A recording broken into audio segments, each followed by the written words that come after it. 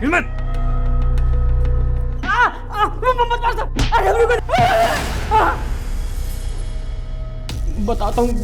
बताता हूँ। धर्मपाल का एक ऐसा राज हमें मालूम है जिसके पता चलते ही उसकी इज्जत मिट्टी में मिल जाती।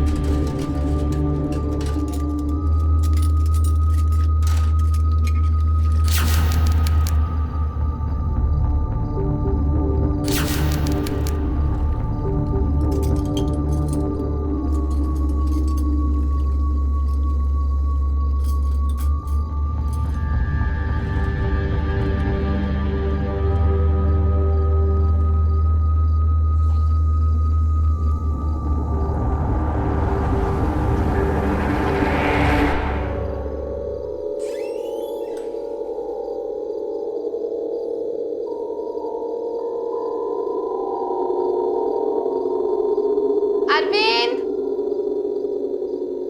अरविंद, बेटा अरविंद, सोने का समय हो गया, जल्दी आओ।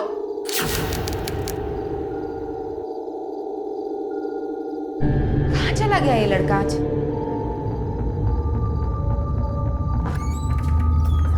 अरविंद, अरविंद,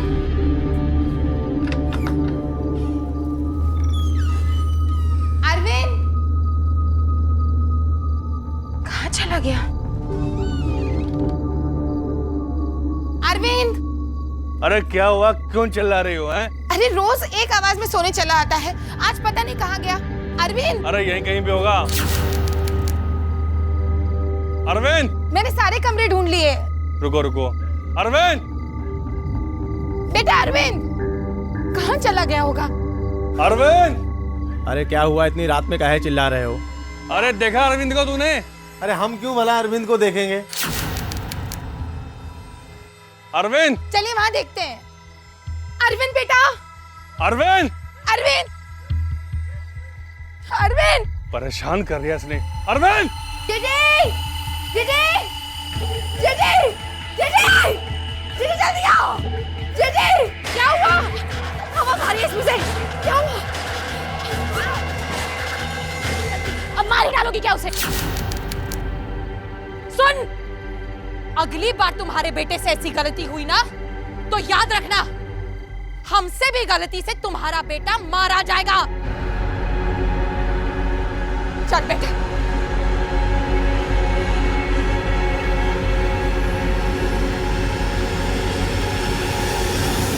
हर परिवार का आधार होता है उसके सदस्यों का आपसी रिश्ता। जब तक इन रिश्तों में मधुरता और मिठास बनी रहती है तब तक परिवार किसी भी कठिनाई का सामना कर सकता है। लेकिन अगर इन रिश्तों में कड़वाहट आ जाए तो यही रिश्ते नासूर बन जाते हैं। आमतौर पर परिवारों में बड़ों के बीच हो रहे झगड़ों का असर बच्चों पर भी पड़ता है और हालात काबू से बाहर हो जाते हैं। इस परिवार में भी ऐसा ही कुछ हो रहा था जो इस परिवार को एक खतरनाक मोड़ की तरफ ले जा रहा था। आइए देखते हैं इस परिवार और इसके अंदर छिपे राज और रिश्तों की कहानी।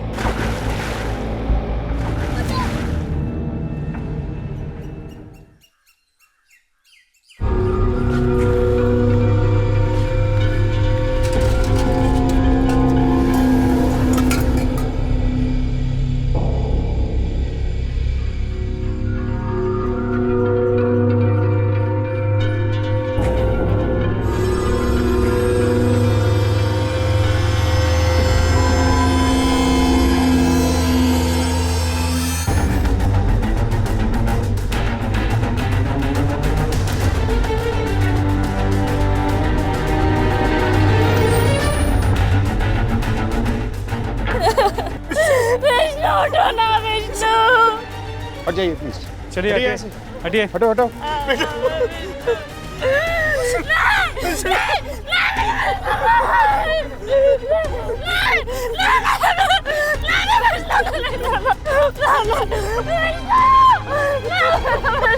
संभालिए, देखिए अपने आप को संभालिए। इस बॉडी को पोस्टमार्टम के लिए लेके जाना होगा। आसपास के लोगों से पूछताछ करो। और पूरी जगह की अच्छी तरह से तलाशी लो, शायद हमें कोई सुराग मिल जाए। सर चलो। बार बार धमकी देती थी कि हमारे बेटे को जान से मार देगी साहब। इन्हीं लोगों ने हमारे मासूम की जान ली है साहब। इन्हीं लोगों ने। झूठ बोल रही है साहब, हमने ऐसा कुछ ना किया। उल्टा इसका बेटा हमारे बेटे को मारता था, बहुत परेशान करता था। कोई मासूम नहीं था, राक्षस था राक्षस। एक तो हमारे बेटे को खा गई और ऊपर से राक्षस बोलती है। आज हमने साहब इसने मारा हमारे बेटे को साहब। इसने मारा साहब। अलग अलग बयान लो सबका। सर थोड़ा बहुत नहीं साहब, वो हमारे अरविंद को बहुत मारता था और उसे कुछ भी बोलो तो उसकी माँ झगड़ा करने चली आती थी। साहब पता नहीं उसे हमारे बच्चे से क्या परेशानी थी साहब, उसके पीछे पड़ी रहती थी साहब। अब आप भी बताओ ना कि घर में बच्चे होंगे तो थोड़ा मोड़ा झगड़ा तो होगा ही ना। कोई बचपना नहीं साहब, शैतान था वो लड़का। उस दिन तो उसने हमारे अरविंद को अनाज की कोठरी में बंद कर दिया था साहब। मरते मरते बचा है हमारा बच्चा। हाँ साहब मानते हैं हमारा बेटा थोड़ा शरारती था, अब बच्चे शरारत नहीं करेंगे तो कौन करेगा साहब। उसका बेटा शरारत करता तो वो अंधी हो जाती है, उसे कुछ नहीं दिखाई देता, और मेरा बेटा शरारत करता है तो वो राक्षस हो जाता है साहब। आप बताओ अगर उसे इतनी परेशानी थी तो क्यों अपने बेटे को हमारे बेटे के साथ स्कूल भेजती थी, बोलो ना साहब। हाँ साहब, अरविंद जाता था विष्णु के साथ स्कूल, लेकिन कुछ दिन पहले विष्णु ने अरविंद को बहुत मारा।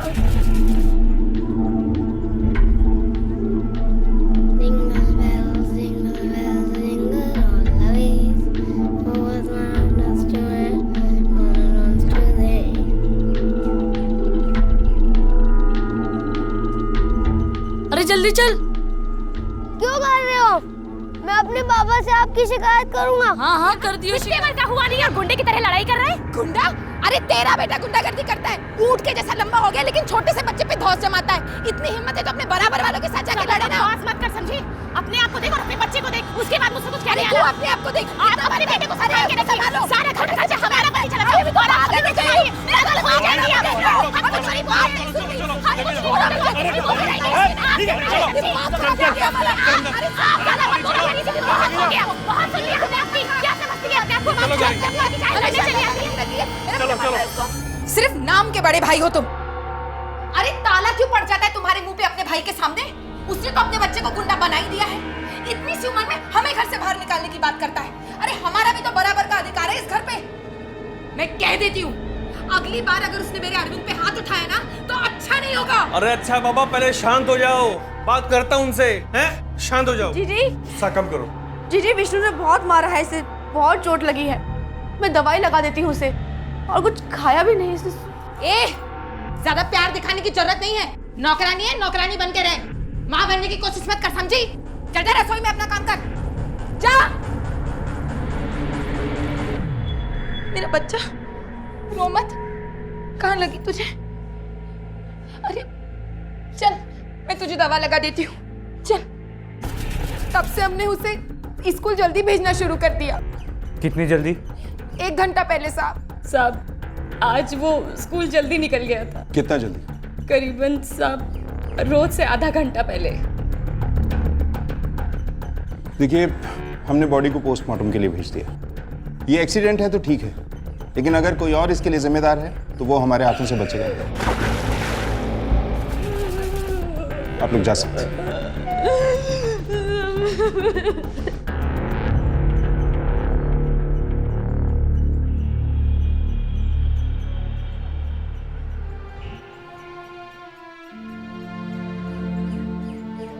अरे बस करो मम्मी, देर हो रही है। 2 मिनट 2 मिनट बेटा 2 मिनट।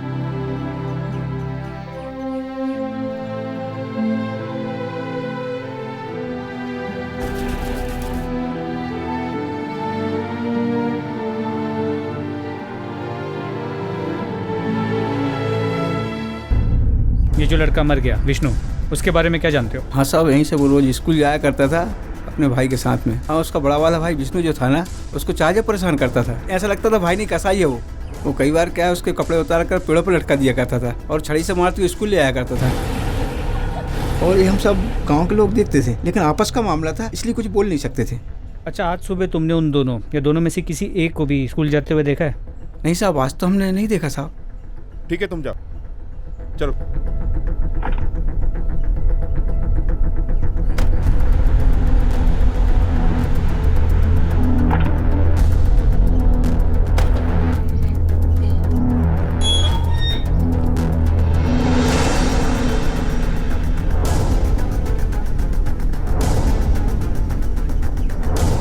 धर्मपाल,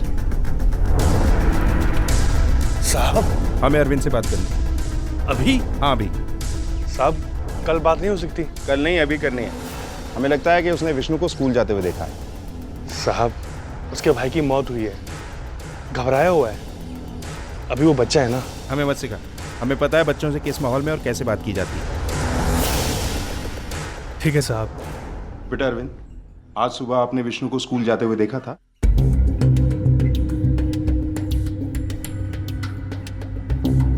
बताओ बेटा, देखा था आपने विष्णु को?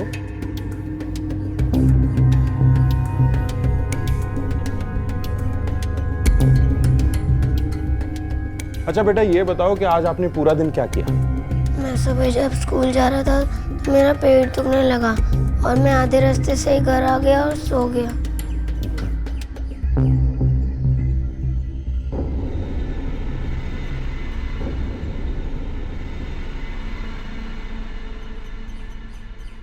सर कुछ तो मसला है। माँ बाप ने इस बच्चे को सिक्का पड़ा के रखा है। मुझे लगता है कि या तो ये घबराया हुआ है या कुछ तो जानता है। हमें इसे अकेले में बात करनी चाहिए, ये भी अपने माँ बाप के साथ ना हो।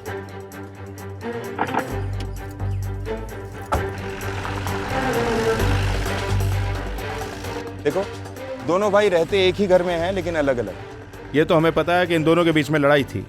अब इनके जानने वालों से ये पता करते हैं कि लड़ाई कितनी सीरियस थी। मुझे नहीं लगता ये कोई एक्सीडेंटल डेथ है। और जिस तरह से रेखा अपने जेठ जेठानी पे इल्जाम लगा रही है, दाल में जरूर कुछ काला है। पूरी तफ्तीश करो दोनों भाइयों और उनकी बीवियों की।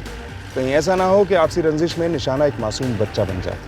ये तो तय था कि ये परिवार अपने अंदर कुछ गहरे राज छुपा रहा था और इसी वजह से धर्मपाल और गौरी अपने बेटे अरविंद से गलत बयानी करवा रहे थे। क्या ये विष्णु की मौत से जुड़ा कोई ऐसा राज था जिसमें धर्मपाल और गौरी शामिल थे और अरविंद को इस बात की जानकारी थी और जिसे छुपाने के लिए उसके अपने माँ बाप उससे झूठ बुलवा रहे थे? लेकिन वो क्या राज था जिसकी वजह से एक 10 साल के बच्चे का बेरहमी से कत्ल कर दिया गया था? क्या इस परिवार की आपसी लड़ाई ने एक भयानक मोड़ ले लिया था या फिर विष्णु की मौत का राज कुछ और ही था? क्या बताऊं साहब, दोनों भाई आपस में झगड़ते रहते थे और उनके झगड़े में हम मजदूर पिल जाते थे। रामदास भाई तो मजदूरों का खून चूसते थे और धर्मपाल भाई हमारा पैसा। राजेंद्र भाई तो 2 मिनट के लिए कोई मजदूर अगर बैठ आता था तो उसके दिन भर की दिहाड़ी काट लेते थे और धर्मपाल भाई वो तो अपने दारू और अय्याशी में बिजी रहते थे। धर्मपाल भाई तो साहब सिर्फ तनख्वाह वाले दिन ही मिलते थे। तो पैसे वाली बात तो बताइए। कौन सी बात? बताता हूँ ना साहब। अरे शांत हो जाओ साहब, आ रहे हैं, पैसे मिल जाएंगे। खड़े रहो भाई, चिल्लाने से पैसे थोड़े नहीं मिलेंगे। आपका रोज का ये परेशानी रहता, पैसे नहीं रहते। थोड़ा सब्र करो, पैसे मिल जाएंगे तुम लोगों को। साहब आने वाले हैं। अरे पैसा चाहिए हमें। लो आगे। अरे हमको पैसा चाहिए। मतलब चुप। पैसा आ गया है। पैसा पैसा पैसा, ये ले मार दे। आवाज नीचे।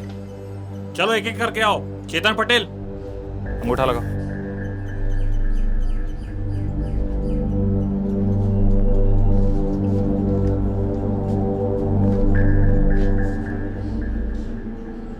रघुनाथ सिंह साहब, पैसे खत्म हो गए। दिमाग खराब मत कर। राजेंद्र ने जितने पैसे मुझे दिए मैंने तुझे लाके दिए। अब वो कम है या ज्यादा उससे पूछ। अरे क्या बात होती है? काम कराने के बाद पैसे नहीं दोगे क्या? ऐसा नहीं चलने वाला है। इस बार तो हम पैसे लेकर ही जाएंगे। हाँ पैसे तो लेके जाएंगे। अरे शांत हो जा भाई, अरे शांत हो जाओ, सबको पैसे मिलेंगे। अरे मुझसे ही शायद गलती हो गई बैंक से पैसे लाने में। कुछ भी कीजिए, हमको पैसा चाहिए भैया। मैं खुद राजेंद्र भाई साहब के पास जाऊंगा। अरे हमें नहीं पता, पैसा चाहिए अभी। पैसा लेकर जाओ। मैं खुद राजेंद्र भाई साहब के पास जाऊंगा। पैसे चलिए बैठिए। अरे पैसा लेकर जाओ। मैं खुद जाऊंगा, मैं पैसे लेकर आऊंगा। अभी बात तो कर लेने दो। दीवान जी, ऐसा आप पे विश्वास करके हमें नहीं जाने दे रहे। नहीं तो ये दोनों भाई ये तो बिल्कुल किसी भी विश्वास के लायक नहीं है। फिर क्या साहब, राजेंद्र भाई के पास जाओ तो वो कहते हैं कि धर्मपाल भाई पैसे देंगे और धर्मपाल भाई के पास जाओ तो वो कहते हैं कि राजेंद्र भाई पैसे देंगे। साहब चक्कर लगा लगा के एड़ियाँ गिर गई। कुछ लोगों के पैसे मिल गए और कुछ लोग गांव चले गए। गांव चले गए मतलब? इस गांव के नहीं थे क्या? नहीं साहब, दोनों भाई बहुत चालाक हैं। जो यहाँ के लोकल मजदूर थे उनके तो पैसे दे दिए, और जो बाहर के थे उनके रोक लिए। अब वो परिवार वाले थे, कब तक यहाँ रहते, इसलिए वो गांव चले गए। अच्छा, वो अकाउंटेंट मतलब वो मुनीम, वो कहाँ मिलेगा? साहब वो तो उस घटना के बाद से ही नौकरी छोड़ के चला गया था। सुना है कि मजदूरों ने उसको धमकी दी थी, तब से उसने यहाँ पे आना ही बंद कर दिया। चलो ठीक है। लड़ाई झगड़ा तब होता है साहब जब लोग बराबर के हो, और यहाँ तो जब भी लड़ाई हुई है हमेशा विष्णु के कारण ही हुई। वही हमेशा अरविंद को मारता पीटता था, परेशान करता था। कोई बचाओ मुझे, अम्मा बचाओ। अब आप ही बताइए साहब, ऐसे कौन से माँ बाप होंगे जो विष्णु के ऐसे बार बार करने पर उसको सबक नहीं सिखाना चाहेंगे? तो तुम्हारा मतलब है कि विष्णु को धर्मपाल या गौरी में से एक ने या दोनों ने मिलकर मारा है? मेरा वो मतलब नहीं था साहब। तो क्या मतलब है तुम्हारा? मार सकते हैं या नहीं, एक बात बोल। हमें नहीं मालूम साहब, मार भी सकते नहीं भी मार सकते। सच्ची में साहब हमको नहीं मालूम। चलो।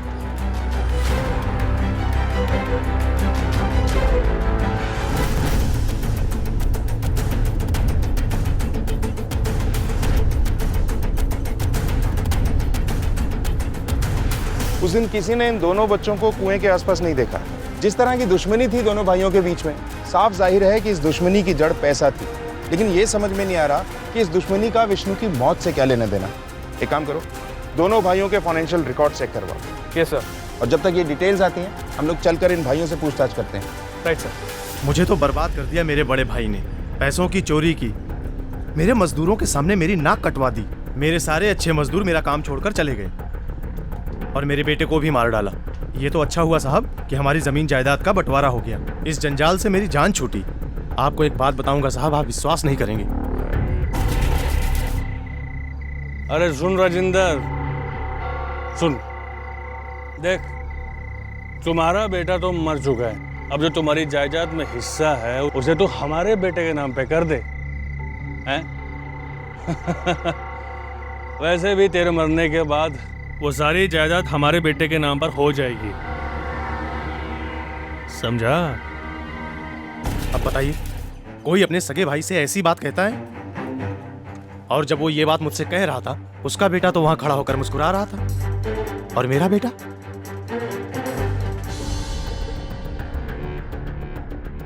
तो अब ये बता कि कैसे मारा विष्णु? भगवान कसम साहब, हमने नहीं मारा।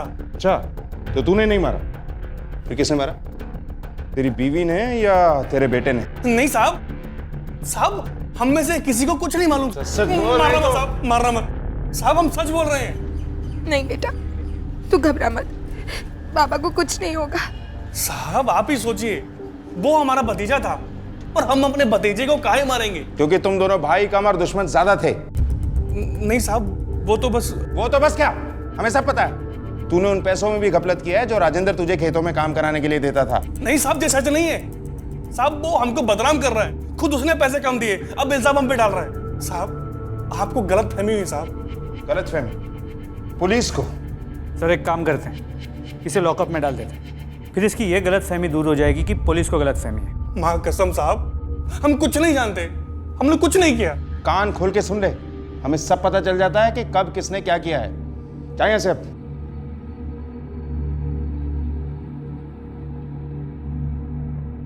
और हाँ, कल शाम 5 बजे तीनों थाने में हाजिर हो जाना। कल का है साहब? कल ही नहीं, कल से हर रोज ठीक शाम 5 बजे तीनों यहाँ हाजिर होना, जब तक हम ये केस सॉल्व नहीं कर लेते।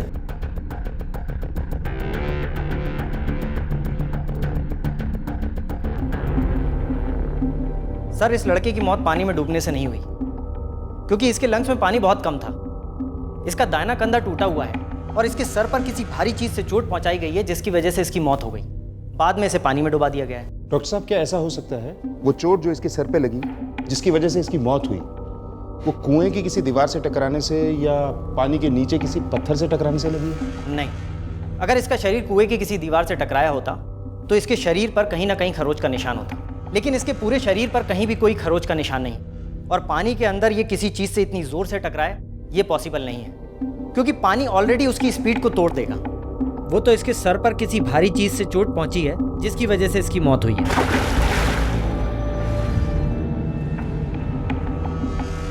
Thank you.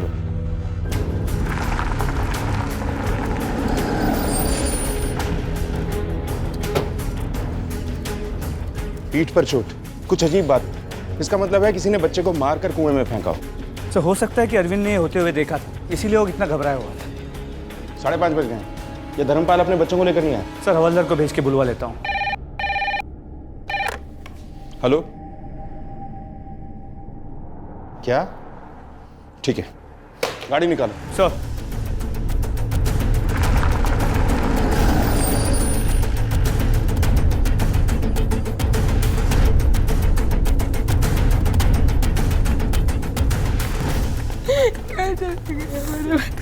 क्या समझ रखा हम लोगों को? खड़े हो। कहानी सुनाएगा मैं? तेरा बच्चा खो गया है, झूठ बोलता है। नहीं साहब, हमारा अरविंद खो गया है। सब जगह ढूंढ लिया, कहीं नहीं मिल रहा।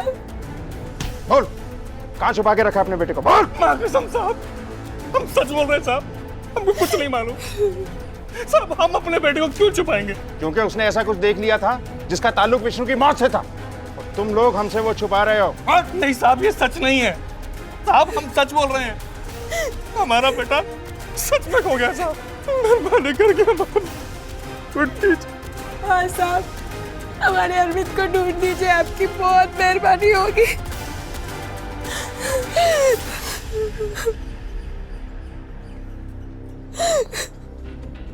ठीक है, हम देखते हैं।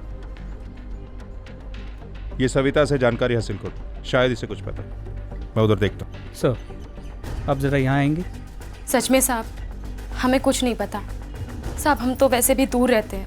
हमारा तो बेटा चला गया, अब उसके बेटे को गायब करने से हमारा बेटा वापस तो नहीं आने वाला ना साहब। साहब, हमारे भाई से झगड़ा जरूर है, लेकिन हम लोग ऐसा कुछ सोच भी नहीं सकते हैं। और साहब, अरविंद तो हमारे भी बेटे जैसा है ना, हम तो बस भगवान से यही प्रार्थना करेंगे कि वो जहाँ भी हो ठीक हो और जल्दी मिल जाए बस। जी साहब।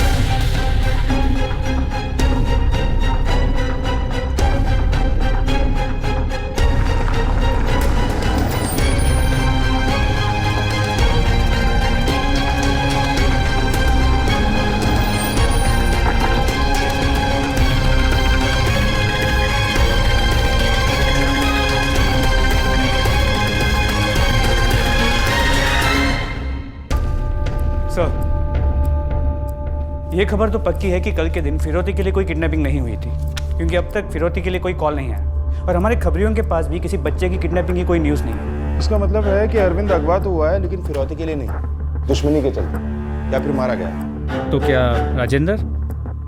हो भी सकता है और नहीं भी हो सकता। एक संभावना तो यह है कि धर्मपाल को फिरौती की खबर आ गई थी और उसने किसी डर से हमें नहीं बताया, और दूसरी ये कि इस परिवार से किसी की दुश्मनी है जिसके चलते वो इस घर के बच्चों को नुकसान पहुंचा रहा है। वजह चाहे जो भी हो, इसकी जड़ तक पहुंचने के लिए हमें दोनों भाइयों पर नजर रखनी पड़ेगी।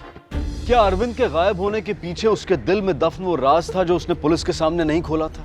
और अगर ऐसा था तो ये राज निश्चित तौर पर विष्णु की मौत से जुड़ा था। या कहीं ऐसा तो नहीं था कि इस गुनाह का जिम्मेदार कोई और था जो इस परिवार के बच्चों को नुकसान पहुंचाना चाह रहा था? लेकिन अगर ये सच था तो इसकी वजह क्या थी? पुलिस के लिए केस अब एक रहस्य बनता जा रहा था।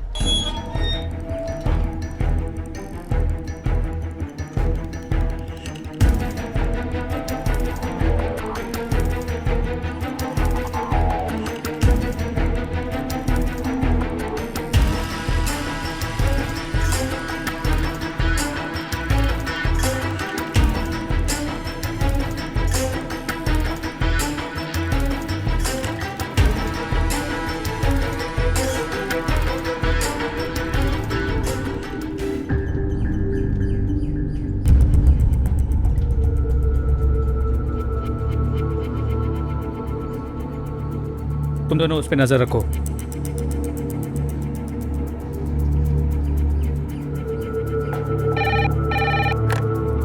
हेलो सर, धर्मपाल ने अभी अभी बैंक से 2 लाख रुपए कैश निकाले। इससे पहले भी कई बार उसने बड़ी रकम विड्रॉ की है सर। इतनी बड़ी रकम? हो सकता है फिरौती के लिए हो। पीछा करो उसका। तो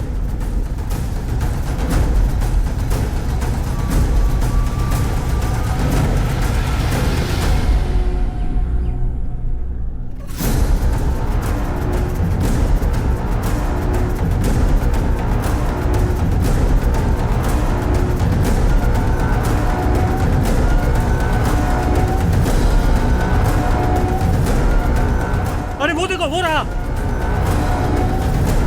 रुक रुक, हिम्मत, चल चल। अरे अभी मैंने किया, बहुत बचा। अरे बताओ हमें किसने किया, बताओ हमें किसने किया।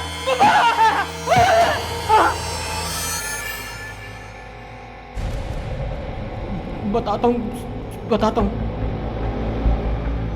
वो कहा है कि हम धर्मपाल को ब्लैकमेल कर रहे थे क्योंकि धर्मपाल का एक ऐसा राज हमें मालूम है जिसके पता चलते ही उसकी इज्जत मिट्टी में मिल जाती। ये बता कि ये राज तुझे कैसे पता?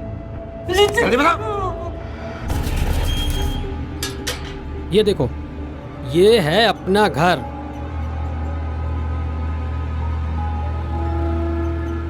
अब जैसा भी है, लेकिन रहने लायक छत तो है। आओ बैठो बैठो। मैं तुम्हें इस घर में बहुत खुश रखूंगा, बिल्कुल रानी बना के। तुम बेकार में परेशान होती हो। अरे आज हमारी शादी हुई है, खुश रहो, ठीक है? बताओ। कहाँ छुपा के रखा उसे? हमने अगवा नहीं किया, सविता ने किया है।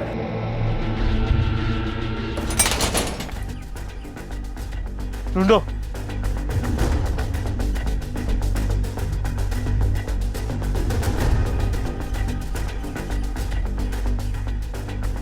लगता है भाग गई यहाँ से। चलो। हेलो, सविता के फोटोज को आसपास के सभी पुलिस स्टेशन में सर्कुलेट करवाओ। सारे रेलवे स्टेशन और बस स्टैंड पे खास नज़र रखो, प्राइवेट बस स्टैंड पर भी। हाँ, हम आ रहे हैं, वहीं आ रहे हैं, तुम लोग रुको।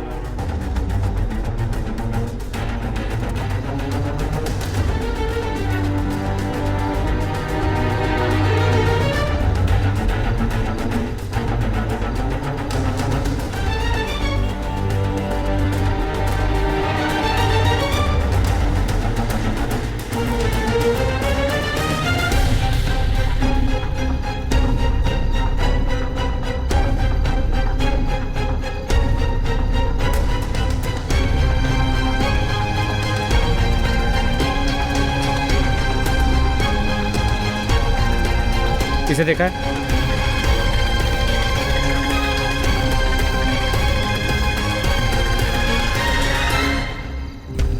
टिकट देना एक, चल जल्दी। 1 मिनट, छुट्टा नहीं है, देता हूँ मैं। चल जल्दी। जी 1 मिनट।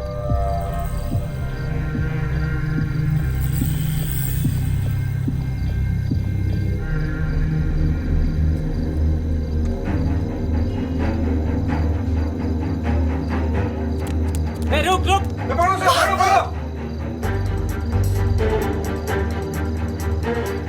रुको सविता, रुको।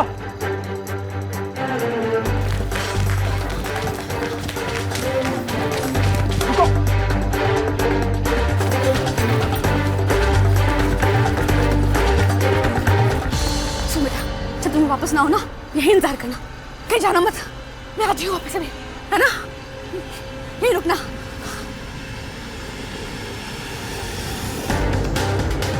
सविता रुक।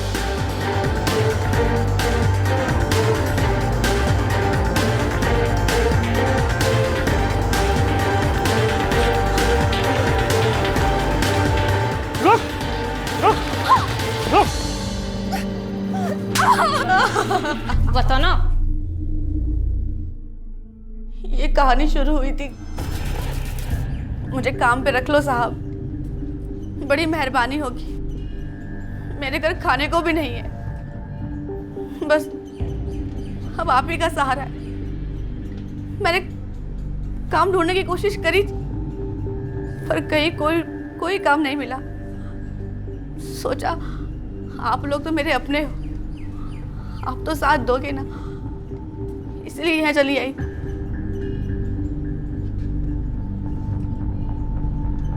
ठीक है। क्या किया तुमने? पूरी बात बताओ। उस दिन विष्णु अरविंद को परेशान कर रहा था। वो उसे कुएं के पास ले जाके उसे पीट रहा था, परेशान किया जा रहा था। देख रहा है ना, देख रहा है ना कितना गहरा है कुआं। हाँ, इसी से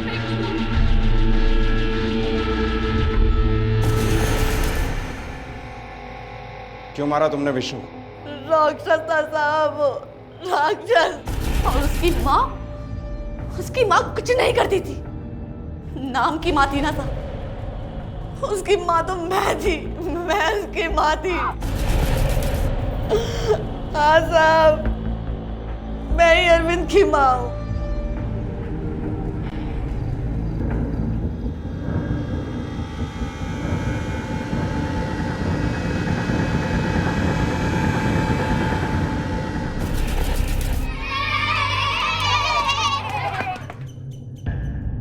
एक लाख है, रख ले।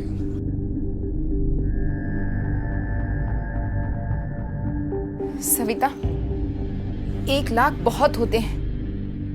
हमारी बात मान ले, हमारी इज्जत का सवाल है। रख ले। रख लो, रख लो।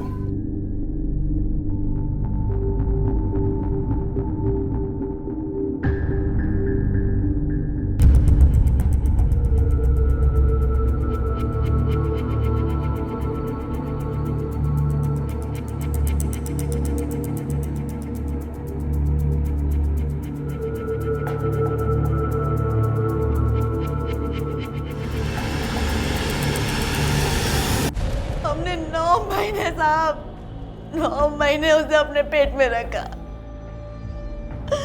और वो उसे ऐसे लेके चले गए जैसे हमारा कोई हक ही नहीं था उस पर।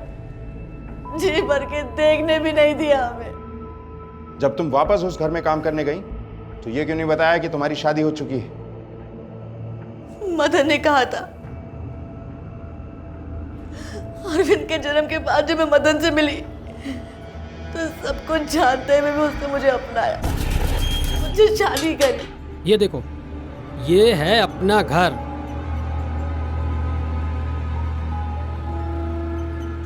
अब जैसा भी है, लेकिन रहने लायक छत तो है। आओ बैठो बैठो। मैं तुम्हें इस घर में बहुत खुश रखूंगा, बिल्कुल रानी बना के।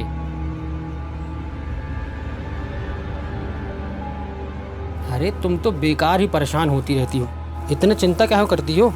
वो तुम्हारा बच्चा है ना, और तुम्हारा बच्चा हमारा बच्चा, और फिर मैं तो हूं ना तुम्हारे साथ। उन लोगों ने मुझे 2 लाख रुपए दिए थे और पहले ही कह दिया था कि मेरा बच्चे पे कोई हक नहीं रहेगा। तो क्या हुआ? सिर्फ पैसा दे देने से कुछ होता है क्या? कानून भी कोई चीज होती है कि नहीं? वो तो ठीक है, पर हम गरीब लोग हैं, ये कोर्ट कचहरी के चक्कर। तुम्हें इस सब की चिंता करने की कोई जरूरत नहीं। वो मैं हूं ना, मैं सब देख लूंगा। बस तुम वही करना जो मैं कहूँ, समझी? हमारा बच्चा हमें मिल जाएगा। तुम बेकार में परेशान होती हो। अरे आज हमारी शादी हुई है, खुश रहो, ठीक है? फिर मैं उस घर में काम मांगने गई साहब, और फिर अरविंद मेरे आंखों के सामने ही रहने लगा। फिर तुम दोनों ने उसके माँ बाप से पैसे ऐंठना शुरू कर दिया। कैसे पैसे साहब? हमने कोई पैसे नहीं लिए। मदन ने हमें सब कुछ बता दिया है सविता। अपने बेटे को हासिल करने की कोशिश में तुमने उसे अगवा किया और खुद ही उसे खो दिया। ले जाओ इसे। नहीं साहब, नहीं साहब, मेरे बच्चे को ढूंढो साहब, साहब मेहरबानी करके मेरे बच्चे को ढूंढो साहब। नहीं नहीं साहब, नहीं।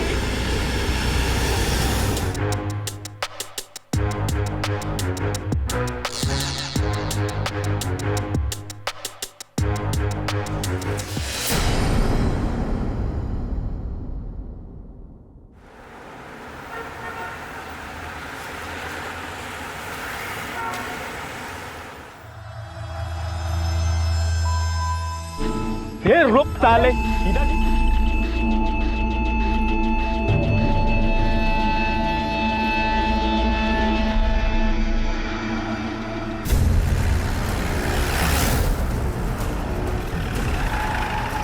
हटो। नहीं ठीक है ठीक। क्या हुआ? किसके साथ मारपीट हुई तुम्हारी? कौन लोग थे वो? पता नहीं साहब, मैं तो अपनी गाड़ी में बैठने आ रहा था, तब तक कहां से आ गए और मुझे मारने लगे। किसी का चेहरा याद है? नहीं साहब, कुछ मौका ही नहीं दिया उन लोगों ने, मारना चालू कर दिया आते ही। मुझे कुछ पुलिस कंप्लेंट नहीं करनी है, मुझे जाने दीजिए प्लीज।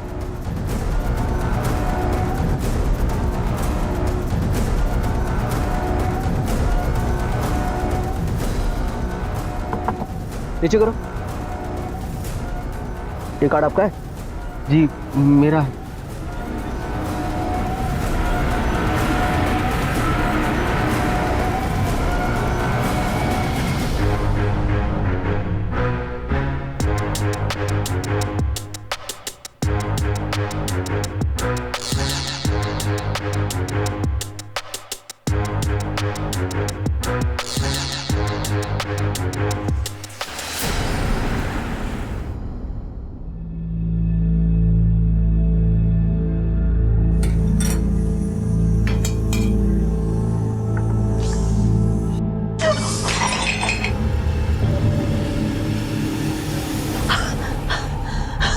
तोड़ दो, सब तोड़ दो, पूरे घर में कचरा फैला दो।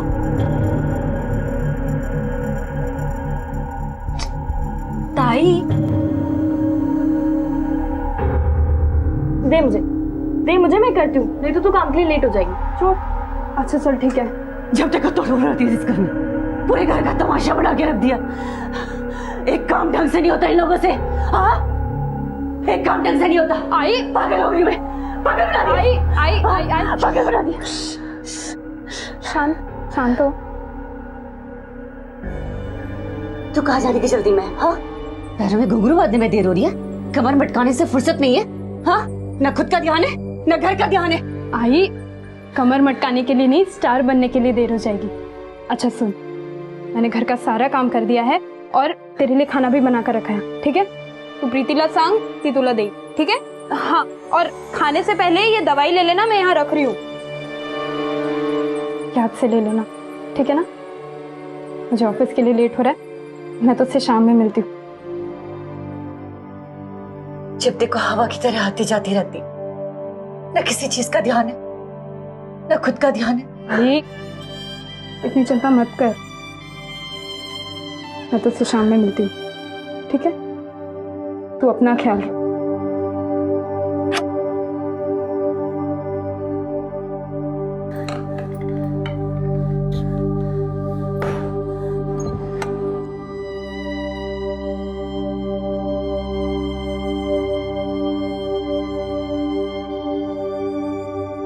हाँ हाँ, निकल गई हूँ मैं। ऑटो।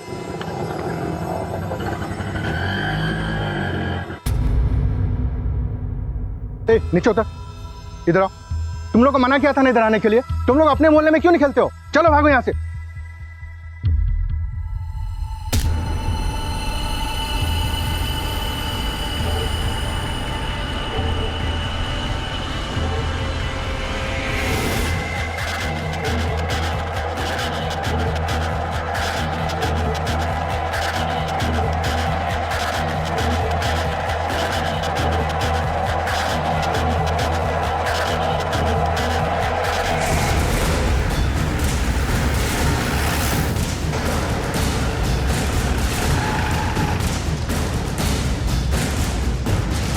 सर, लड़की की उम्र लगभग 20-21 साल की है, इस बिल्डिंग में नहीं रहती है। साहब, मैं 1 मिनट के लिए पेशाब करने के लिए गया था, तभी अंदर गई होगी, इसलिए मैं उसे देख नहीं पाया। तो उस लड़की ने छलांग लगाया, कहाँ था तू? यहीं था साहब, वो बाजू के बस्ती के बच्चे यहाँ पे शरारत करने के लिए आते हैं, इसलिए मैं उनको भगाने गया था। सावन, दोनों मेन गेट और लिफ्ट का CCTV फुटेज ले लो। सॉरी सर, मेन गेट का CCTV काम नहीं कर रहा है। क्यों? सर 3 बार ठीक करवा चुके हैं, आधा घंटा चलता है, बंद पड़ जाता है। फिर मैंने सोचा छोड़ दो इसे, और वॉचमैन तो है ही। तुम लोग की यही सोच छोड़ दो इसे, हमें क्या फर्क पड़ता है, अपराध को बढ़ावा देती है। अपनी जिम्मेदारी कब समझोगे तुम लोग? आज के आज इसे ठीक करवा लो। हाँ, ये लड़की इस बिल्डिंग के रहने वाली नहीं थी, इसके बावजूद टेरेस तक पहुंच गई। यही सेफ्टी है तुम लोगों की। और टेरेस का दरवाजा क्या हमेशा खुला रहता है? हाँ सर।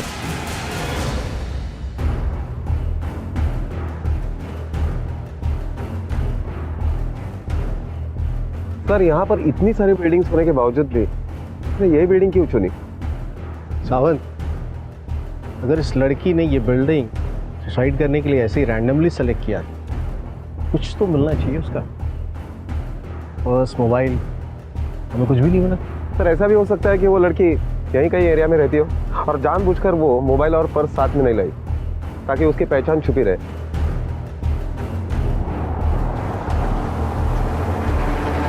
सर, नीचे एक रिक्शा वाला है, कुछ बताना चाहता है। हाँ सर, यही थी, इसको मैंने इधर छोड़ा था। कितने देर पहले छोड़ा उसको? यही कहीं 20 मिनट हो गया सर छोड़ के उसको। कहाँ से बैठी थी? जोगेश्वरी स्टेशन से सर। कहाँ के लिए? इधर कहीं आशीर्वाद बिल्डिंग करके बोली थी वो। उसके पास में सामान वामान था?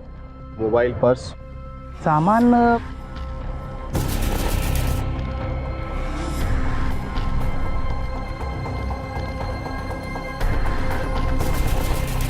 हाँ साहब, उसके पास मोबाइल भी था और पर्स भी था।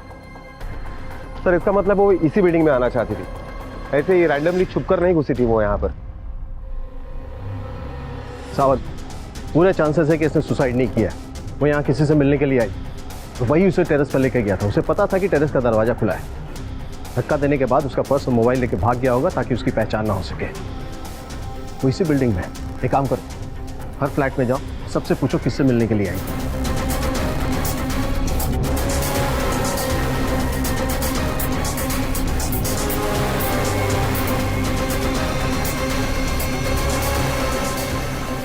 सर जवळपास आम्ही सगळ्यांची चौकशी केली, सबका यही कहना है कि वो ऐसे किसी लड़के को नहीं जानते, ना ही ऐसी कोई लड़की उन्हें मिलने के लिए आई थी। ये भी हो सकता है कि वो लड़की यहाँ कंपाउंड में किसी से मिली हो और फिर वो उसको लेकर टेरेस पे गया।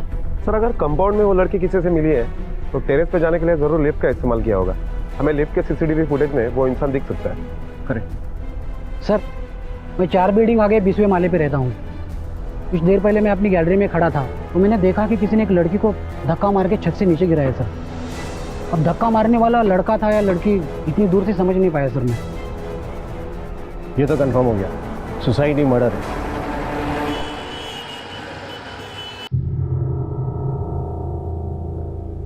पापा, सुबह से 50 बार फोन कर चुकी हूँ ताई को, फोन ही नहीं लग रहा है, स्विच ऑफ आ रहा है। काहे को परेशान हो रही है? कहीं काम में फंसी होगी, आ जाएगी।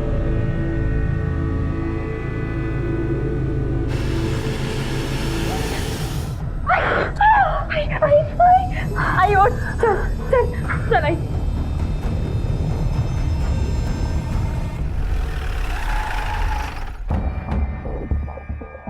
सर लिफ्ट के सामने वाले कैमरे में सिर्फ दीवार दिखाई दे रही है, लिफ्ट या स्टेयरकेस का एरिया दिखाई नहीं दे रहा, जिससे ये नहीं पता चल रहा है कि कौन आया और कौन गया। पता नहीं ऐसे अजीब डायरेक्शन में कैमरा क्यों लगाया है। अमन, ये काम उस कातिल का भी हो सकता है, जिसे पता था कि वो पकड़ा जाएगा इसलिए उसने कैमरा घुमा दिया होगा। सर भांडुप पुलिस स्टेशन में आज सुबह एक लड़की की मिसिंग कंप्लेंट दर्ज की गई है। सर गायब हुए लड़की के हाथ पर भी सेम वैसे टैटू है जो लाश के हाथ पे था। कंप्लेंट करने वाले को बॉडी की पहचान के लिए बुलाओ। Okay sir.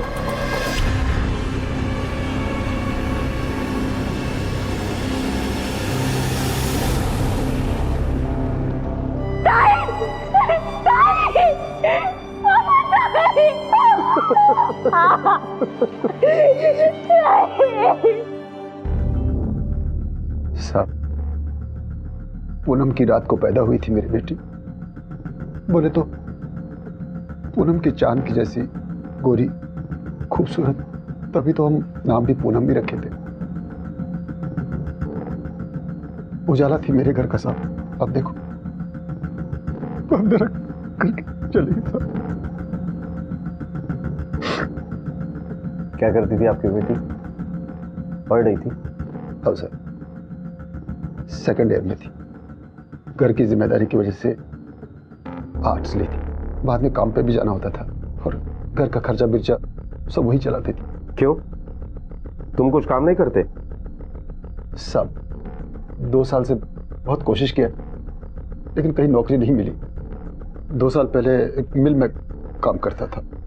वो मिल बंद पड़ी, तब से बेकार हूं साहब। इसलिए सारा बोझ अकेली पूनम ही उठाती थी। क्या काम करती थी आपकी बेटी? साहब मैं ज़्यादा पढ़ा लिखा नहीं हूँ साहब, कि कुछ कंप्यूटर में कुछ लिखने का काम करती थी और 20,000 रुपये पगार था उसका। तुम्हारी बड़ी बहन थी ना, तुम्हें तो बताती होगी सब। उसकी किसी से खास दोस्ती थी? मालूम नहीं। किसी से दुश्मनी? पता नहीं।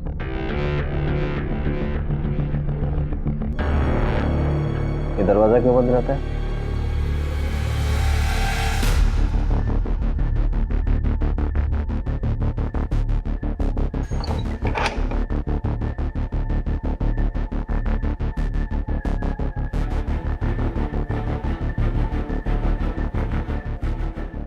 सब ये मेरी बाइक को है, पूनम की आई।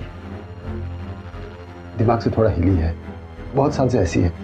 कंट्रोल से बाहर जाती है तो हम लोग इसको यहाँ बंद करके रखते हैं। ऐसा कोई है जो आपकी बेटी को मारना चाहेगा?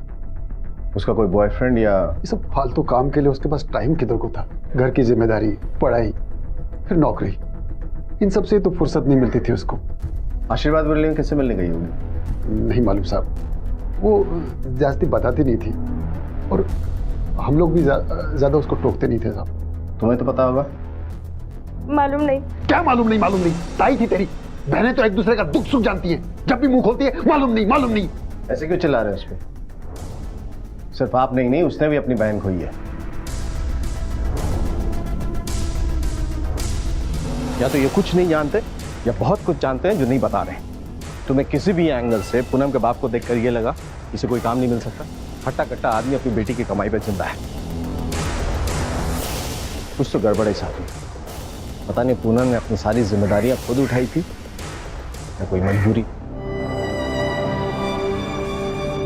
मैं तो शाम में मिलती हूँ, ठीक है? तू अपना ख्याल रख।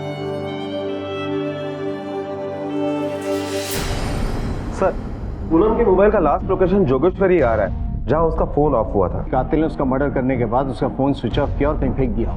सर, संतोष बोराटे नाम के आदमी ने पूनम को कई बार फोन किया था।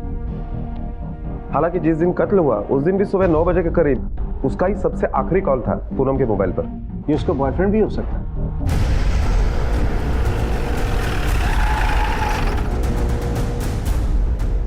संतोष बोराटे तुम ही हो साहब? पूनम मटकर को जानते हो? हाँ साहब, मंगेतर है मेरी। क्या हुआ साहब? कल सुबह 9 बजे फोन किया था तुमने उसे? कल सुबह क्या साहब, हम तो दिन में 10-12 बार बात करते हैं। हुआ क्या साहब? उसकी मौत हो गई है। तुम्हारा कोई झगड़ा हुआ था क्या उससे? कहे को साहब, अब तो एक दूसरे से बहुत प्यार करते थे, मस्त चल रहा था। अभी कुछ ही दिनों में हमारी शादी होने वाली थी। तुम कह रहे हो कि तुम उसके मंगेतर हो, लेकिन कल जब हम उसके घर पे गए थे तो तुम वहां नहीं थे, क्यों? कैसे होता साहब, उसके परिवार वाले मेरे को बताया नहीं कि पूनम। और उसके पापा ने तो तुम्हारा कोई जिक्र नहीं किया था। ये लव मैरिज था क्या? नहीं साहब, अरेंज मैरिज था।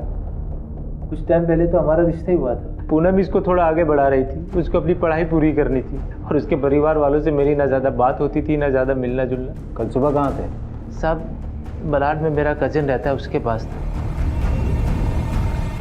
ये मोहन पूनम की शादी के लिए तैयार कैसे हो गया? इकलौती घर में कमाने वाली थी, शादी कर देता तो भूखों मर। सबसे पहले संतोष के बयान की सच्चाई की जांच करो तुम। Okay sir.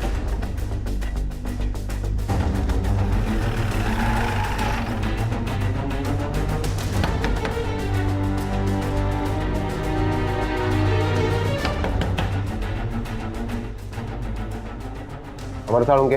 हाँ साहब, मैं ही हूँ। संतोष बोराटे को जानते हो? हाँ जानता हूँ साहब। कल सुबह तुम्हारे घर पर आया था वो? हाँ साहब, इंडिया ऑस्ट्रेलिया की मैच थी, वो देखने के लिए आया था। पूरी मैच देखी? हाँ साहब। कोहली ने सेंचुरी बनाई? कोहली ने किधर साहब, सेंचुरी तो अजिंक्य ने बनाई थी। ये पूनम मटकर को जानते हो? हाँ साहब, संतोष के मंगेतर है। जोगेश्वरी में आशीर्वाद बिल्डिंग में कौन रहता है तुम्हारा? आशीर्वाद बिल्डिंग? ये तो मैंने पहली बार नाम सुना है साहब। साहब क्या हुआ वो तो बताओ। साहब, संतोष पूनम का मंगेतर था? हाँ साहब। तो ये बात कल हमने जब पूछी तब क्यों नहीं बताई? साहब, आप बॉयफ्रेंड के बारे में पूछे थे, मंगेतर के बारे में किधर पूछे? आप पूछे होते तो मैं बता देता। बाप बेटी का कत्ल नहीं कर सकता क्योंकि वो मकसद नहीं है, बल्कि जिंदा रखने का मकसद है। वो अकेली घर में कमाने वाली थी, वो गई तो इनकी भूखमरी शुरू। सर, संतोष के पास झगड़ा करने का तो मकसद है, लेकिन मारने का नहीं। अगर है भी तो कत्ल के वक्त वो अमर के साथ मलाड में मैच देख रहा था, ये साबित हो चुका है। अगर ये दोनों नहीं है तो तीसरा कौन है? उसे पूनम को मारा। सर, ये पूनम मटकर की पोस्टमार्टम रिपोर्ट आई है। पूनम 2 महीने की प्रेग्नेंट थी। कहीं यही वजह तो नहीं इस मर्डर? नहीं साहब, मैं नहीं मानता आपकी इस रिपोर्ट को। मेरी बेटी ऐसी वैसी लड़की नहीं थी साहब। प्रेग्नेंट होने का मतलब ये नहीं है कि आपकी बेटी ऐसी वैसी थी। मुद्दा ये है कि उसको इस हाल में छोड़कर गायब कौन हुआ। अब आप ये बताइए कि संतोष के अलावा उसके जिंदगी में और कोई था? साहब, मैं बोलता हूं ऐसा नहीं हो सकता है। अगर आपकी रिपोर्ट सही है तो ये संतोष ही होगा साहब जिसने ये किया है।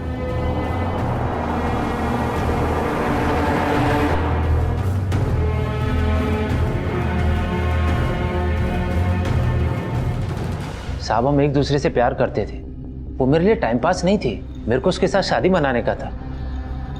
हाँ साहब, हमारे बीच में फिजिकल रिलेशन था, लेकिन हम सेफ्टी से चलते थे। साहब, उसका प्रेग्नेंट होना पॉसिबल ही नहीं है। पिछले 6 महीने से तो वो इतना बिजी थी कि हमारा मिलना मुश्किल था। साहब, वो मेरे को कभी बताया नहीं कि वो प्रेग्नेंट है। बताया था या नहीं हम पता करवा लेंगे। हमें बस तुम्हारा डीएनए सैंपल चाहिए। लो ना साहब, डरे वो जो झूठ बोले, मेरे को काय का डर। दादा उछल मत जा। तेरा डीएनए सैंपल अगर उस बच्चे के सैंपल से नहीं मिला ना तो तेरी पूरी पॉसिबिलिटी बन जाएगी उसका मर्डर करने की। साहब, मैंने कुछ किया नहीं तो मैं डरूं काय को। आप चाहे तो मेरा मोबाइल का लोकेशन चेक कर लीजिए। तुझे बहुत जानकारी पुलिस क्या क्या चेक करती है? कहीं यही जानकारी तूने इस मर्डर के लिए इस्तेमाल तो नहीं की? बेटा, टेक्नोलॉजी अभी आई है। पुलिस के पास ऐसे 1000 रास्ते होते हैं अंधेरे में से कातिल का गिरबान पकड़ के बाहर निकालने के। समझा? सर, संतोष सच बोला है, उसका डीएनए मैच नहीं हुआ। और कॉल रिकॉर्ड और मोबाइल लोकेशन टावर के हिसाब से उस दिन वो अमर के ही घर पर था, मलाड में। इसका मतलब है कि पूनम की जिंदगी में संतोष के अलावा भी कोई आदमी। अरे गुमनाम आदमी कौन था? सावंत, तुम पूनम के ऑफिस में जाके पूछताछ करो और मैं तब तक उसके घर का जायजा लेता हूँ। कहाँ है पूनम? कहाँ है? बोलो, कहाँ है मेरी बेटी? बोल, कहाँ गए तुम लोग उसको? तुम लोग उसको कहाँ गए? आई मत ना, आई बोल, कहाँ है? आई वो ताई उस कमरे में। उस कमरे में? हाँ, वहाँ है उस कमरे में। पूनम, पूनम, पूनम, पूनम, दरवाजा खोलो। कौन दरवाजा? झूठ बोले मुझसे तो, झूठ बोले मेरे को। मुझे पूनम के पास जाने। कितने सपने देखी थी तुम? स्टार बनेगी, डांस शो में जाएगी, मुझे ऐसे छोड़ के क्यों चली गई? कौन? पर अच्छा ही हुआ तुम चली गई। इस नरक से मुक्ति तो मिली तुझे। तुम जिधर भी होगी ना, इधर से तो खुश होएगी तू।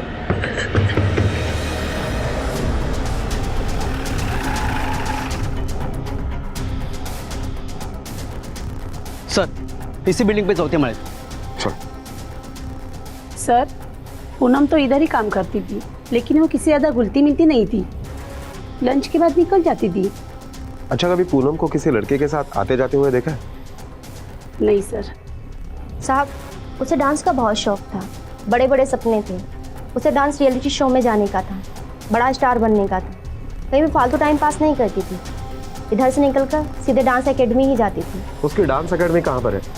कुछ नाम याद है उसका? सर, सही से तो नहीं पता, लेकिन जोगेश्वरी में तनु या मनु करके कोई डांस एकेडमी है।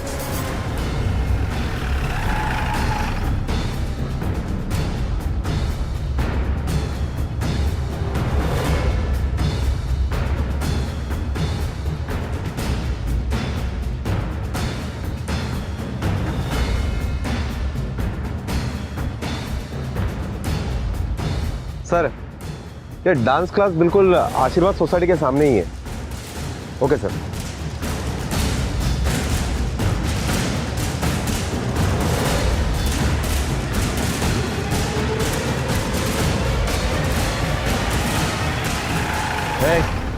चलो गाड़ी में बैठो, बात करनी है, बैठो।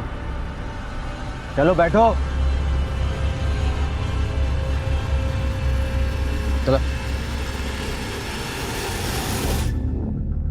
हमारी बेटी तनुजा एक एक्ट्रेस थी और कमाल की डांसर भी। डांस उसका जुनून था, पर 7 साल पहले एक एक्सीडेंट में उसकी मौत हो गई। बस उसकी याद में उसका नाम और शौक जिंदा रखने के लिए हम ये तनु डांस एकेडमी चलाते हैं। बाजू के रूम में ही उसकी क्लासेस चलती हैं। 3 तारीख को पूनम एब्सेंट थी, वो क्लास में आई थी और दिन मंगलवार था। मंगलवार को वो क्लास नहीं आती है। अगर मंगलवार के दिन उसकी क्लास नहीं थी तो वो यहाँ क्या कर रही थी?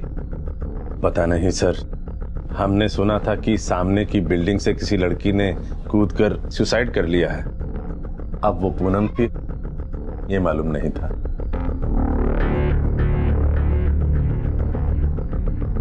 क्या हो पापा, ये पुलिस क्यों आई हुई है? साहब, ये हमारा बेटा नीरज है, तनुजा से छोटा है।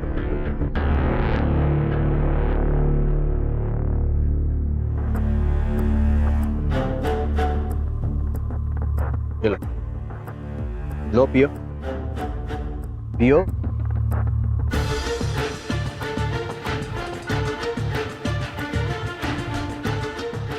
देखो, हम जानते हैं कि तुम झूठ बोल रही हो, कि तुम्हें पूनम के बारे में कुछ भी नहीं पता, उसके काम के बारे में, उसके डांस क्लास के बारे में।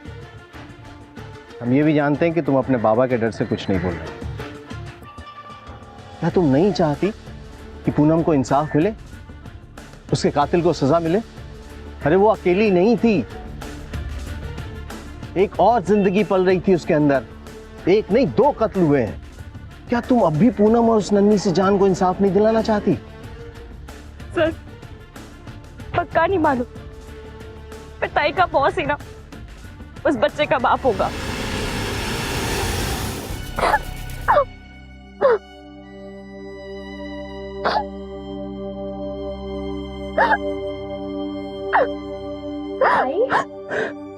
भाई क्यों रो क्यों रही है? क्या हुआ? प्रीति, मेरा बॉस मुझे बहुत परेशान करता है। वो यहाँ वहाँ हाथ मारता है और अब तो वो चाहते हैं कि वो उसके साथ, मैंने उसके साथ अगर सोने से मना किया तो मुझे जॉब से निकाल देगा।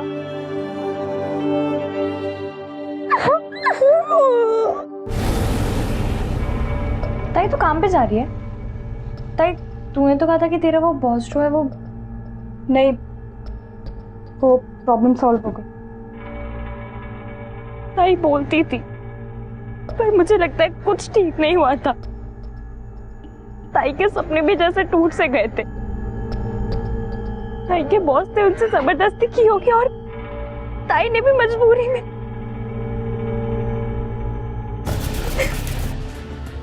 वो ही उस बच्चे का बाप होगा सर।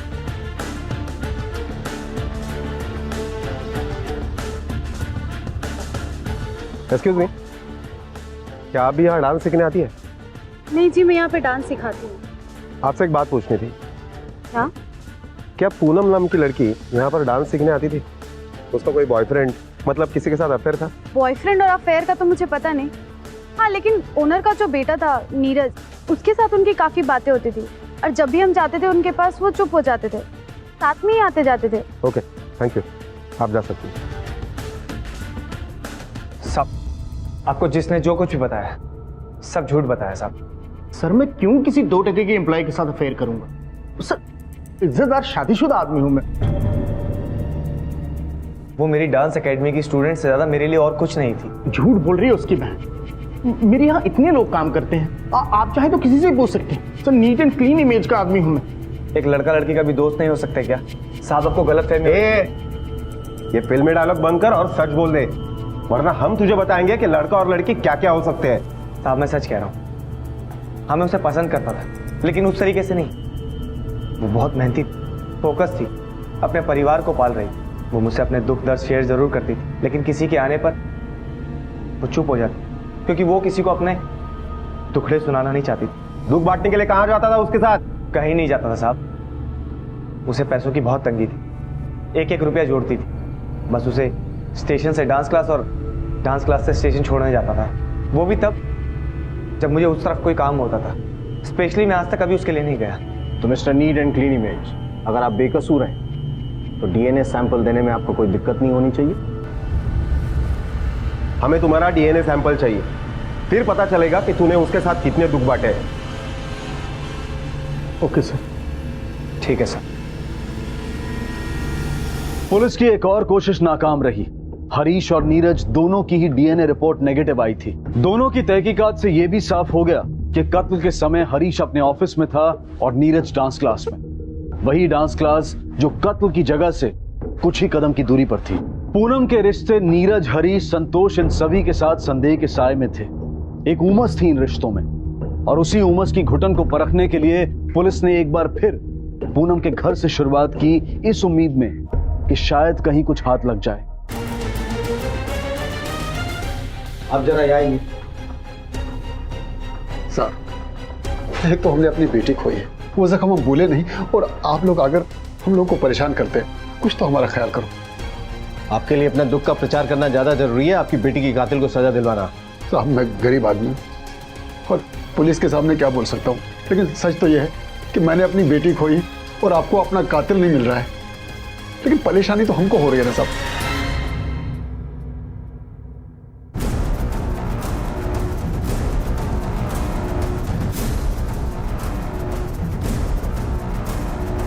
सर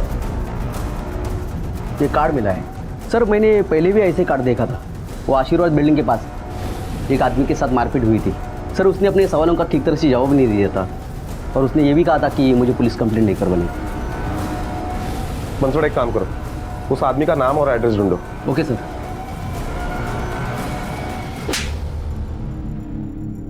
सर कौन सी पूनम, किसका मर्डर, मैं सचमुच नहीं जानता हूँ। आप क्या कह रहे हो सर? जिस दिन पूनम का मर्डर हुआ उसके एक दिन पहले उसी आशीर्वाद सोसाइटी के सामने तुझे गुंडों ने धोया था, और तू कह रहा है कुछ भी संबंध नहीं है। तेरा मार खाने का शौक ना हम भी पूरा कर सकते हैं, और हम सिर्फ धोते नहीं है, सुखाते भी है, और सूखने के बाद आदमी किसी लायक नहीं रहता। सर मेरे यकीन कीजिए, मैं सच कह रहा हूँ। मैं अपनी बीवी बच्चों की कसम खाता हूँ, मैं किसी भी पूनम को नहीं जानता हूँ।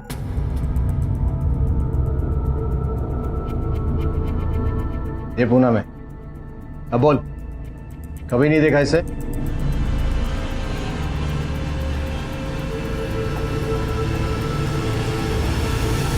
इधर देख, जब गुंडों ने तेरी धुलाई की थी ना, तो ऐसा ही कार्ड तेरे पास मिला, और यही सेम कार्ड पूनम के पास भी मिला। अब बता, क्या संबंध है तेरे, पूनम और इस कार्ड के बीच में? बोल। देख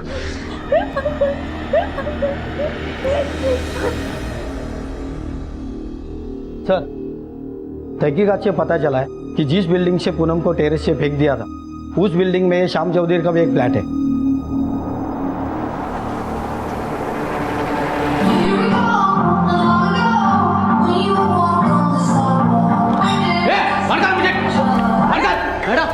क्या क्या चले उठ। वो क्या बहुत नाच लिया, चल अब टाइम आ गया। अभी कुछ नहीं किया है।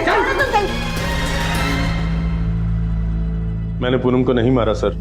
मैं उसे क्यों मारूंगी? उसके मरने से हमें तो नुकसान ही हुआ, पैसा जो आना बंद हो गया। गलत काम में हाथ डाला था, बस सिर्फ इतनी ही गलती थी। हमने कभी किसी से जबरदस्ती नहीं की। गलत काम नहीं करते तो क्या करते? सीधे रास्ते से इतना पैसा कहाँ कमाया जा सकता है? अब कम में गुजारा करना पॉसिबल नहीं था हमारे लिए। तनुजा ने फिल्मों में काम करके बहुत पैसा कमाया था। धीरे धीरे हमारा लाइफस्टाइल ही बदल गया, रहन सहन, खाना पहनना सब। दीदी की कमाई से हम शान शौकत की जिंदगी जी रहे थे, और जब हमें उस शान शौकत की लत लग गई तो एक दिन रोड एक्सीडेंट में दीदी की मौत हो गई। कमाई बंद हो चुकी थी, लेकिन खर्चे कम नहीं हुए थे। साल 2 साल में सारा पैसा खर्च हो गया। फिर हमें कमाई का एक नया रास्ता दिखा। तनुजा के नाम से हमने डांस एकेडमी खोली। पर उस उतनी सी कमाई से हम लोगों का लाइफस्टाइल मेंटेन नहीं हो पा रहा था, इसलिए हमने दूसरा रास्ता अपनाया। मुंबई में ऐसी लड़कियों की कमी नहीं है जो स्टार बनना चाहती हैं, जो रातों रात पैसा कमाना चाहती हैं। नाम शोहरत पैसा कमाने के लिए लड़कियां कुछ भी करने को तैयार हो जाती हैं। और हम उन्हें ये लालच देकर किसी के साथ भी सोने के लिए तैयार कर लेते थे। शुरू में हम लोग उन्हें प्रोड्यूसर्स के पास भेजते थे, ये बोल कर के उनका फ्यूचर सेट हो जाएगा, और फिर उसके बाद हम उनका ब्रेन वॉश करते थे कि जो काम एक बार किया है वो दोबारा करने में प्रॉब्लम क्या है। एक दो बार में लड़कियों की शर्म खत्म हो जाती थी, फिर ना उन्हें फर्क पड़ता था ना हमें, बस फिर नोट गिनते थे। मैं अंधेरी, जुहू और बांद्रा के पॉश इलाकों में आने जाने वाली गाड़ियों में लोगों को कार्ड बांटता। लड़की चाहिए तो कॉल कर। जब भी कोई हमें उस नंबर पर कॉल करता तो हमारा कॉल रिकॉर्ड किया हुआ नंबर डज नॉट एग्जिस्ट सुनाई देता। लोग उसे फेक नंबर समझकर फ़ोन काट देते, और वो हमने इसलिए लगाया था कि ताकि यदि कोई हमें पकड़ने की कोशिश करे तो उसे भी वो नंबर गलत समझ में आए। फिर उसके बाद हम लोग उसी नंबर पर पीसीओ से कॉल करते थे। जिसे भी लड़की चाहिए होती थी उसे मेरी बहन तनुजा की फ़ोटो भेजते थे।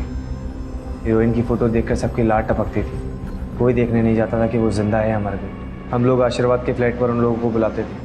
बिल्डिंग के गेट पर मैं उन लोगों से पैसे ले लेता था और हमारा सिक्योरिटी गार्ड उन्हें आगे का रास्ता दिखाता। तुम लोगों ने घटियापन की सारी हदें पार कर दी, अपनी मरी हुई बेटी तक को बेच दिया। कस्टमर जब पूछता था कि वो कहाँ है तो क्या बोलते थे? हम बोलते थे कि उसकी तबीयत खराब हो गई, अभी किसी और से काम चला ले, अगली बार तुम्हें वही मिलेगी। ज्यादातर लोग मान जाते थे, लेकिन ये निखिल अड़ गया। मुझे ये लड़की चाहिए, ये इसके लिए मैंने पैसे दिए, नहीं दे सकते हो तो पैसा वापस करो। उसने पुलिस के पास जाने की धमकी दी, इसलिए हमने उसे पिटवाया। पूनम को भी इसी तरह फंसाया था तुमने? वो भी स्टार बनना चाहती थी, लेकिन दूसरी लड़कियों की तरह पागल नहीं थी, और ना ही वो दूसरी लड़कियों की तरह हमारे पास आई थी, बल्कि वो तो एक क्लाइंट के थ्रू हमारे पास पहुंची थी। कौन क्लाइंट?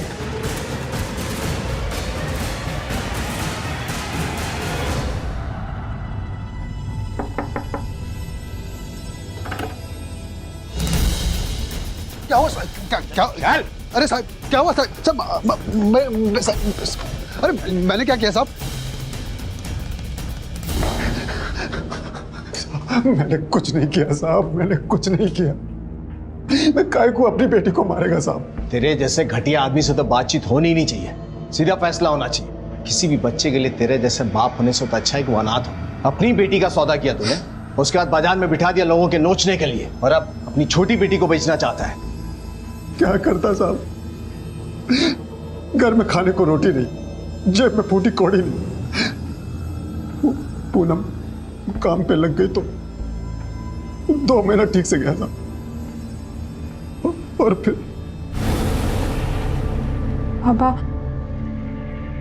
पापा मेरे को नौकरी छोड़नी पड़ेगी। काय को? पापा वो मेरा बॉस वो मुझे साथ में सोने को बोला है, तो इसमें सोचना क्या है? हाँ बोल दे। पापा देख, तू जिधर भी जाएगी ना ऐसे ही लोग मिलेंगे, तो सती सावित्री बन के नहीं चलेगा। तू नौकरी छोड़ेगी तो क्या हम लोग नाके पे भीख मांगने जाएंगे? घर कैसे चलेगा? तू हाँ बोल दे। वो मेरी बात सुनी, नौकरी बच गई।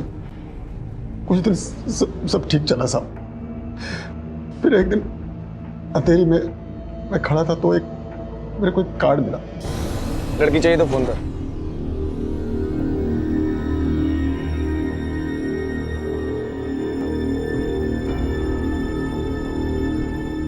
पैसा लाया क्या? साहब मेरे को लड़की नहीं चाहिए। तो फिर क्या करने आया यहाँ? मेरे पास लड़की है तुम्हारे काम की।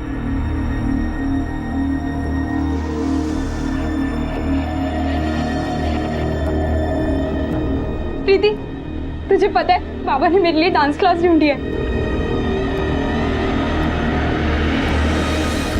उसके बाद वो धीरज लोग उसको काम पे लगा दिया। इसे काम नहीं कुछ और कहते हैं। एक क्लाइंट आने वाला था पर वो आया नहीं। मैं और वॉचमैन घंटों तक बिल्डिंग के गेट पर उसका वेट करते रहे और उधर पूनम भी फ्लैट पर उसका वेट कर रही। फिर हमने देखा कि पूनम टेरेस से नीचे गिर गई। मैं समझ गया था साहब कि कुछ गड़बड़ है। मैं भागकर सीधा फ्लैट पे गया, देखा तो दरवाज़ा खुला हुआ था। पूनम का पर्स और मोबाइल दोनों वहीं पड़े हुए थे। मैंने मोबाइल ऑफ किया और वहाँ से निकल गया। और फिर बिल्डिंग से दूर जाकर मैंने पूनम का पर्स और मोबाइल दोनों कचरे में फेंक दिए। इसका मतलब है कि क्लाइंट कोई पुराना आदमी था जिसे पता था कि उसे कहाँ जाना है। तुमसे नज़र चुरा कर सीधा ऊपर गया और पूनम को मारने के बाद वहाँ से निकल गया। वहाँ पर उसका नंबर तो होगा।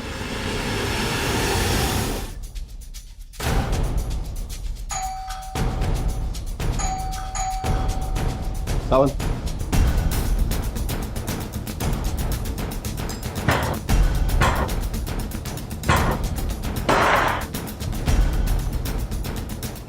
देखो कहाँ है, लेकर आओ उसे।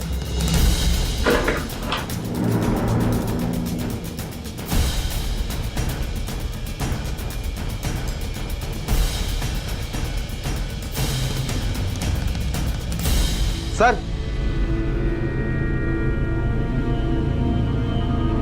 सर ये देखिए,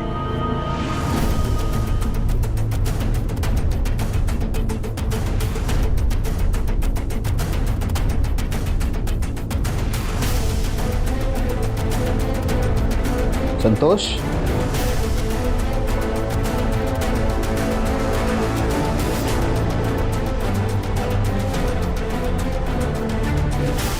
मैं अमर को नहीं मारना चाहता था साहब, लेकिन वो मेरा बात सुना ही नहीं, शहर छोड़कर जा रहा था। साहब अगर वो शहर छोड़ के जाता तो आपका डाउट मेरे ऊपर आता। अरे मेरे को जाने दे। रुक नहीं, तू नहीं जाएगा, तू समझ ना, तू इधर से नहीं जाएगा रे अमर। अमर तो गलती से मारा और पूनम वो भी गलती से मरी। उसको मैं ही मारा साहब। क्यों मारा? साहब अमर को कॉलगर्ल के पास जाने की लत थी। ऐसे ही वो एक दिन पूनम को मिला। पता नहीं मुझे ऐसा क्यों लग रहा है, इससे पहले मैंने तुझे कहीं देखा है। देखा होएगा। काम हो गया ना तेरा, अब जा जल्दी यहाँ से।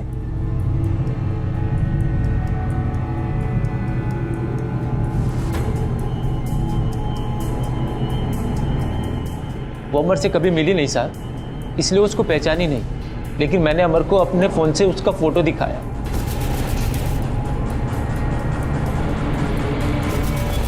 साहब मैं एकदम पागल जैसा हो गया था। मेरे को यकीन नहीं था कि वो मेरे को धोखा देगी साहब। फिर मैंने सोचा पूनम को इसका कीमत चुकाना पड़ेगा। मैंने अमर को बोला उसको बुक कर, मेरे को उसका वो रूप देख रहा अपनी आंखों से। साहब मैं 3 तारीख को आशीर्वाद बिल्डिंग के बाहर गया। चाची उधर से वॉचमैन अंदर गया, मैं सीधा बिल्डिंग के अंदर गया, अमर के बताए हुए फ्लैट की तरफ। पूरे रास्ते साहब मैं यही सोचता रहा कि उधर पूनम ना हो। जैसे मैं उधर पहुंचा और घंटी बजाई, दरवाजा खोला तो मुझे यकीन नहीं हुआ साहब जब मैंने पूनम को वहां देखा। साहब जब मैंने उसका वो रूप देखा, मैं उधर से सीधा छत पे गया, मेरे पीछे पीछे आई। उसके बाद साहब मुझे कुछ सुनाई नहीं दिया वो क्या बोल रही थी। मेरे कानों में कुछ नहीं जा रहा था साहब। प्लीज संतोष, एक बार बात सुन लो प्लीज प्लीज। जो तुमने देखा वो मैंने मजबूरी में किया था, मैं नहीं करना चाहती थी। तुम जानते हो मैं तुमसे बहुत प्यार करती हूँ, है ना? पूनम ने जो किया मजबूरी में किया, अपने बाबा के दबाव में आकर किया। उसकी गलती सिर्फ इतनी थी कि उसने आवाज नहीं उठाई। संतोष को पूनम के कत्ल के लिए, हरीश खन्ना को सेक्सुअल हैरेसमेंट के लिए और सुनीता, श्याम, मोहन और नीरज को देह व्यापार के जुर्म में सजा हुई। अगर पूनम अपने पिता की बेगैरत और वाहियात शर्तों के सामने झुकी ना होती तो शायद आज वो जिंदा होती। अपने परिवार की जिम्मेदारी हर इंसान को उठानी चाहिए, लेकिन ध्यान ये रहे कि ऐसा कुछ भी ना करें कि आप अपनी ही नजरों में गिर जाएं। अब मैं अनूप सोनी आपसे विदा लेता हूं, फिर मुलाकात होगी अगले एपिसोड में एक और चौंका देने वाले केस के साथ। तब तक अपना और अपने परिवार का ख्याल रखें और देखते रहें क्राइम पेट्रोल डायल 100। सबक एक को सीख हम सबको। जय हिंद। क्राइम पेट्रोल के और भी दिलचस्प कहानी देखने के लिए हमारे चैनल को सब्सक्राइब करें और बेल आइकॉन दबाना न भूलें।